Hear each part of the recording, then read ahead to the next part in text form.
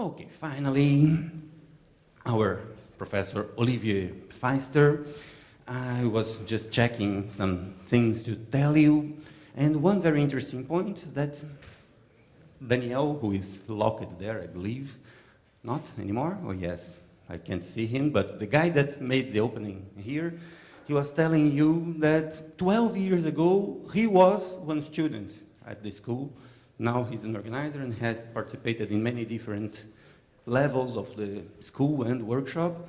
And I consider very interesting to say that Olivier, PhD, finished at 1993. Okay, many of you were not born yet. But believe, from 1993 to 2013 is only 20 years, a little bit more than the 12 that we were talking before. And in 2013, he became a fellow of the APS, the American Physical Society. This is not simple stuff. And also he received the Distinguished Researcher Prize at his university, that is University of Virginia, one of the good universities at US. So you see that 20 years can make many difference in the life of people. It's a good time window, and do your best to have something close to this. But even better, 5 years after, he came to USP in order to give a course. So he's also a friend of Brazil for many years, not only for this. He was invited to be here at the School of Paraty in 2017 and need to postpone. So you are lucky to have him now and to see the rainbow through his colored entangled light. So Zella was talking about entanglement in classical light. Now let's go to quantum rainbow, quantum photons. Please, Olivier. Thank you so much, Marcelo, for this very gracious introduction. I am very honored to be here. I'm very happy to be here. If you want to not miss my lectures, they're highlighted there. This is my dad. He passed away in 2015, and I was supposed to come here in 2015, and I couldn't make it. So I want to dedicate this lecture to his memory. So this is the title, and there's another interpretation of it. If you have your if you're a cinephile, you will. Well, there's a prize if you guess which movie it came from. This is something that you know, it's as Marcelo says, 20 years, and when I got tenure at Virginia, I decided to do something a little bit exciting, and so I started on that thing. And it was in 2003, and as they say, if at first you don't succeed, then skydiving is probably not for you. But I wasn't skydiving, so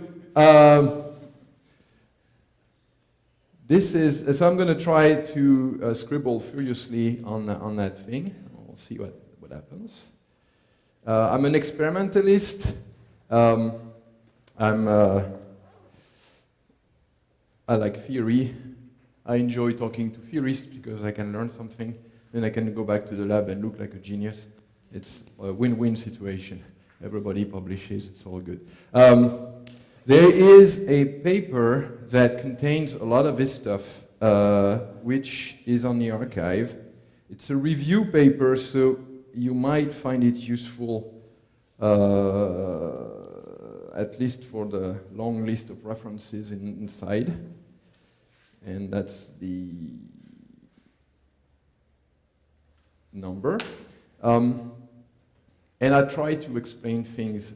So I'm going to try to explain all that stuff, which is a very exotic flavor of quantum information. This continuous variable business with what we call Q modes. And in fact, it's not that complicated, but it's very unusual. So some of you, especially if we have students from USP who were in my course last year, we're going to get bored a little bit. But bear with me. And I want everybody to be able to understand and get something out of it. I want to also reinforce Marcelo's point about knowledge. And you know, we always say we gain knowledge, we acquire knowledge. We don't say, oh, I look forward to have a ton of knowledge dumped upon me at this lecture, right? So what does that mean? Well, it means that gaining knowledge, acquiring knowledge is an active process, not a passive one. And when I was a student, I know I didn't ask nearly as many questions as I should have because I had them. And you know, I'm told this is a Chinese proverb, but if you ask a question, you ask the question that you need to ask right away, you might look ignorant for a few moments. If you don't ask the question that you need to ask, then you'll stay in your ignorance for the rest of your life. So I'm ignorant about a lot of stuff, especially regarding thermodynamics. That's why I went to optics. It was like, hey, quantum mechanics, zero K, okay. It's all good. Oh, you have statistical mixture. Oh, crap. It's still 0K, though. All right, we're good. So, anyway, don't hesitate to ask the question. Please ask me questions. If you think it's stupid, it's probably not true. The only stupid question you can ask is if I just answered it like 5 seconds ago. So if you have a question and none of what I'm saying seems to be remotely making any sense to you, then probably it's not the case that I answered anything. So go ahead and ask your question. So be bold. I love it. And if we have to slow down and just talk with all of you, then it's a better lecture than anything I could do myself on my own, droning away with you looking at that. So, okay. So this thing, we're going to have a little organization. And the intention is to have today some intro to this. I'm not going to write continuous variables too often because it's long. And QC, you can guess, it stands for quantum computing. So that's maybe delusional, but that's really what I'm trying to do, is to build a quantum computer with light. It may or may not work, but hey, it's fun to try. So I'm all for having fun trying, you know, rather than like, ooh, I must succeed. You know, we'll see. Maybe I will. So this is Q modes versus qubits. So I will explain that. And then I will talk about something I like to call H-graphs. And it's bipartite and multipartite entanglement. And that should do it for today, probably. Then I'll give you a little homework, and then should occupy most of your night. And then tomorrow morning we'll meet again, so you can tell me what you found. And on the second day we'll look at so more like cluster states and measurement-based quantum computing.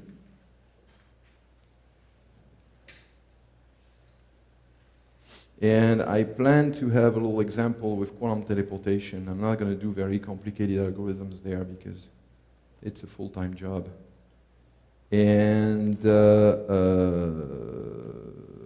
CVQC with finite squeezing and that.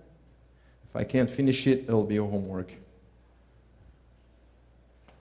And then the last lecture we'll do experimental implementations. Because there's more than one, and more than my group, of very large multipartite cluster state. Oops. So I'll try to explain to you how it works in the lab. I try to give you a sense of. There's several groups that do that. There's my group at Virginia. There's Nicolas Trebs' group in Paris. There's Akira Furusawa in Tokyo. And a few other, Pinko Ilam in Australia, and also Kun Chipeng's group in Shaanxi University in China, and a few others in Europe, Ulrik Andersen in Denmark, so it's kind of a handful of people, but this is an interesting thing to do. Okay, so having this, I'm going to talk about Q modes. So before I do this, I'm going to do that one. I try to. Sometimes you try to win. Yeah. All right, Q modes.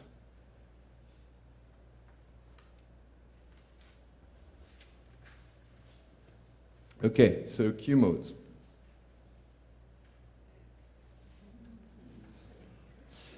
So what are Q modes? Well, you know, a qubit, it's pretty easy. It's a system that has two states, right? So example, spin 1/2. It has up and down, and okay, so Bloch sphere.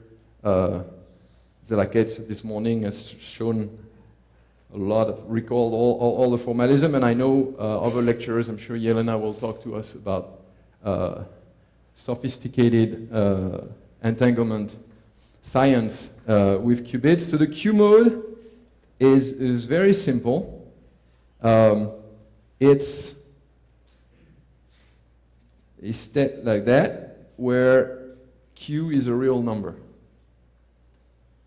So if you think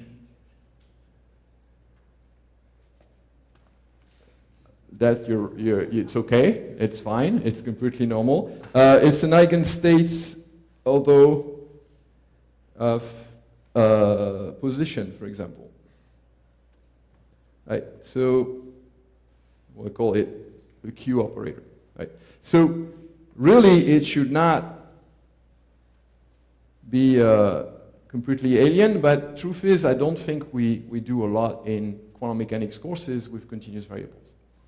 It's actually funny, I saw there's a book by Julian Schwinger of quantum mechanics, an advanced textbook, and it was compiled by Birger Englert, whom some of you may know, when he was a student at UCLA, and it's a ton of continuous position momentum stuff in there. It's completely awesome. So Julian Schwinger, who was a nuclear physicist, if I recall correctly, was really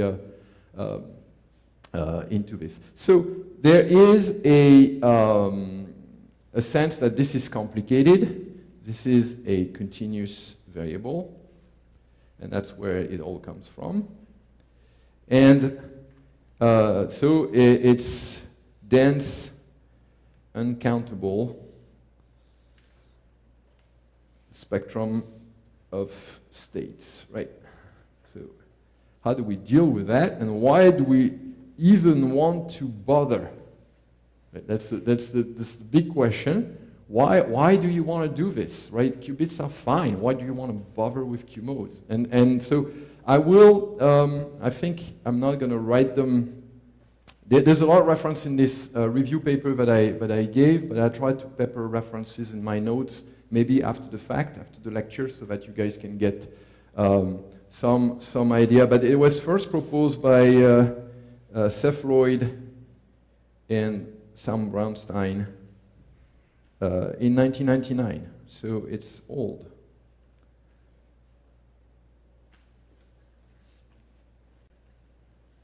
And you know, at first it was just a sort of a curiosity, can we do quantum computing with other types of quantum states? But the reason why I'm interested in it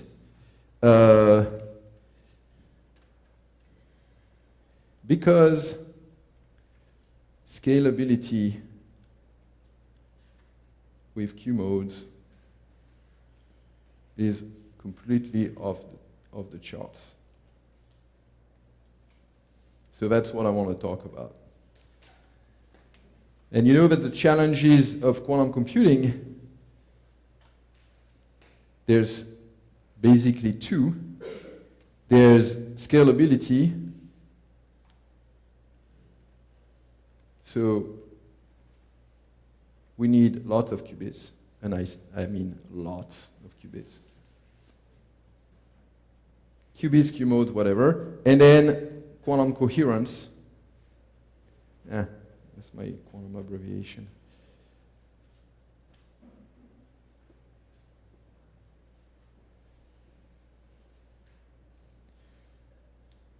Needs to be excellent.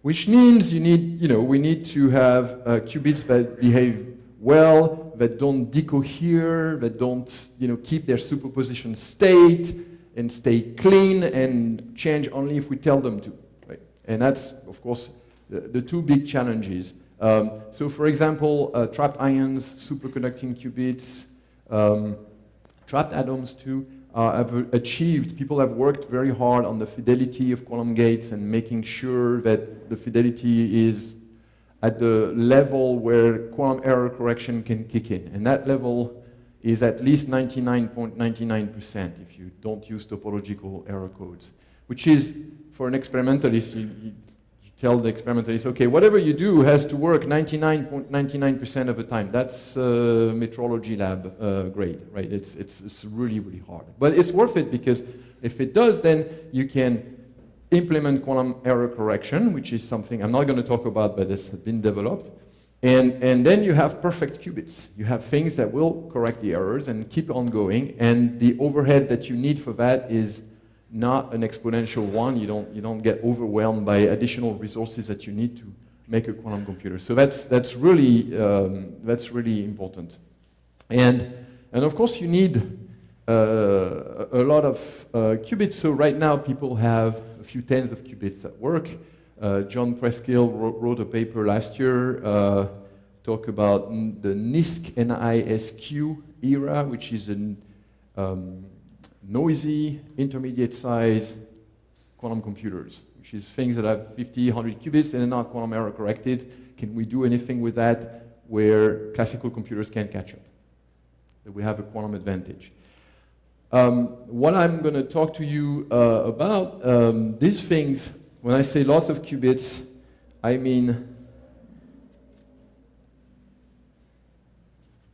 at least thousands, and in Tokyo's case, they got to millions of qubits. Okay? So it's really, really, really large scale. It's so large scale, it's probably all we need right now. So in the third lecture, I will give you a tour of all the experiments and see how far we've come. This is really, really, really going beyond the few tens. That's why we're doing that.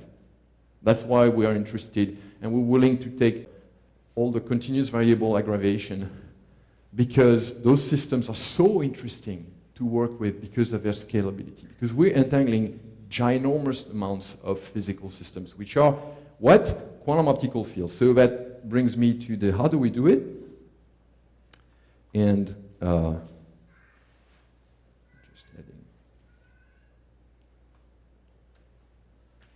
so how do we do Q-modes? So actually, this is how we do Q-modes.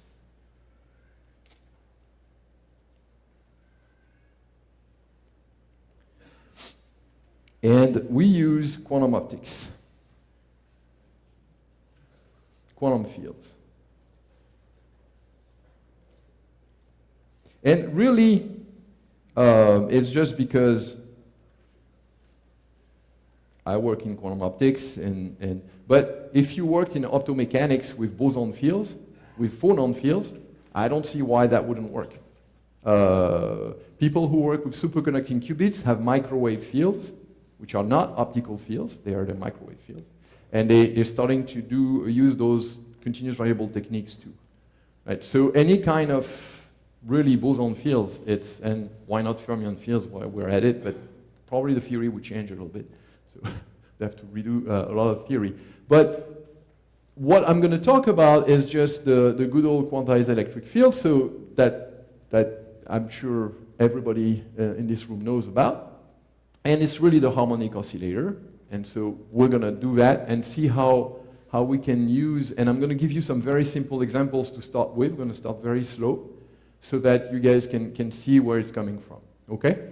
And again, these are things that connect directly to things we can do in the lab using optical parametric oscillators. And when I say optical parametric oscillators, in my case, there's no plural.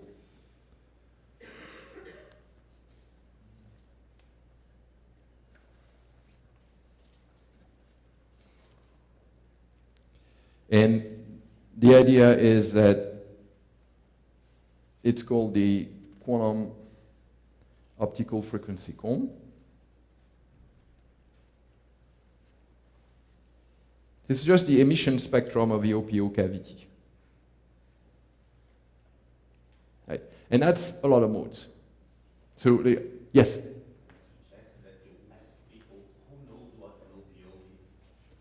I'm going to explain that too. Yeah, I'm going to explain that too later. Yeah. I'll have a little, and I will draw it as I speak, so it'll go very slowly. But the optical frequency comb, you might have heard the expression. It's used in context of femtosecond lasers, right? That's this part here was part of the 2005 Nobel Prize, half of it, to Jan Hall and Ted Hench. And really what they did is use that very, very large emission spectrum and make sure that all these modes that are in this pulse laser not only are mode locked, which is the usual case for the femtosecond laser, but also carrier envelope phase locked, and then to the point that this comb of lines, of different frequencies of a cavity that are all at the same time, all coherently, are actually as many independent clocks, oscillators. So if you take the beat node between two adjacent frequencies of that laser, you get yourself a microwave standard. You can connect that to the cesium clock. If you go farther away, then you get some frequency difference that's larger. You can connect that to all the way to the UV to trapped ion resonances. And with one laser, you connect the whole electromagnetic spectrum at the metrological level, which is completely mind-boggling, because before people were doing phase-locked oscillators, one with respect to the other. It started with the cesium clock at 9 gigahertz, and then they took something at wave but like 100 gigahertz, phase-lock that together so that the frequencies are exactly the same, and then they go to terahertz, and then they go to CO2 lasers, and then they go to CO laser, YAG laser, and they phase lock all that shit together, and then they go to the visible, and they go to the UV, and it's like in the PTB in Germany, they had like 3 rooms all together full of lasers, I mean the big metrology labs, and that was before the comb, that was life before the comb. And then those guys came, and that's an old idea, but they made it work. And so the idea is that we're trying to look at, okay, so all these fields are now quantum harmonic oscillators. What can we do with that? And so then the idea is that it cannot be a laser. It has to be an OPO. So I'll explain the OPO. But first I'm going to do a little bit of math. Right? So, but first I look at the quantized electromagnetic field. And I can write it like this, and this is annihilation operator, because this is a harmonic oscillator, right? So that's quantum optics 101.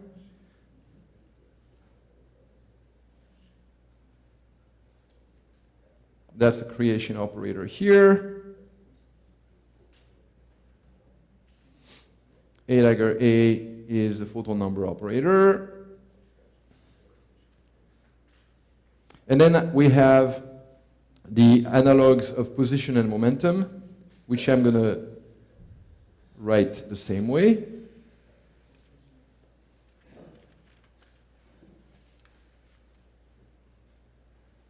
I'm going to write Q equals 1 over root 2 A plus A dagger, and P equals 1 over I root 2 A-C dagger. And these we call the quadrature amplitudes, the quadrature operators. So quadrature operators of a field.